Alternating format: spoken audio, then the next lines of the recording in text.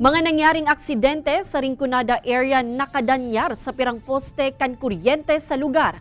Kasureko 3, tulos naman na pigribayan ang mga apektadong poste asin naibalik ang supply kan kuryente. Uyan report ni Jessica Calinog. Haros matumtum ang pick-up na ini na buminudal sa poste kan kuryente sa porsyon kan Barangay San Juan, Baaw, Camarines Sur. 1:50 nin maagahon kan Pebrero 3, kan ang pick-up biglang nagkalayo. Susug sa report, nakabangga nin pedestrian sa gilid kan tinampuan pick-up. Nabangga pa kaini ang duwang nakaparadang motorsiklo asin tricycle. Saro sa mga motorsiklo ang puminairarom asin naguyod pa kan pick-up. So yung motor nagkaroon ng leak. So may leak gasoline siya. So by friction, so doon nagkasulong. Gadan ang nabunggo na pedestrian, mantang salbado man ang driver kan pick-up.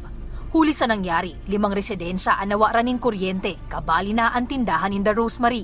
Nakausap na po namin yung sa police, pinapabalik po yung driver para kakausapin po tungkol doon sa mga damage na nangyari doon sa amin. Yung sa metro po namin tsaka yung sa tricycle. Piglilipat na sa naman in pwesto kan Kasureko 3 ang metro na nakakabit sa posting nadanyiran kan aksidente.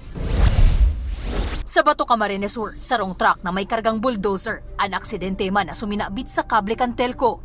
Sigun sa Kasureko 3, mantang may sadiring poste man ang telco sa lugar, kan mabungkal ini kan nakasabit na truck, nakadamay ang poste kan kuryente. Rason nganing magkaigwanin emergency power interruption. Tulos man na pigribayan asin pinakaray kan kooperatiba ang apektadong poste kan kuryente sa Agos, Bato asin sa San Juan, Baaw. Kaibanan si Jovel Obiso, Jessica Calinog, Balitang Bicolandia.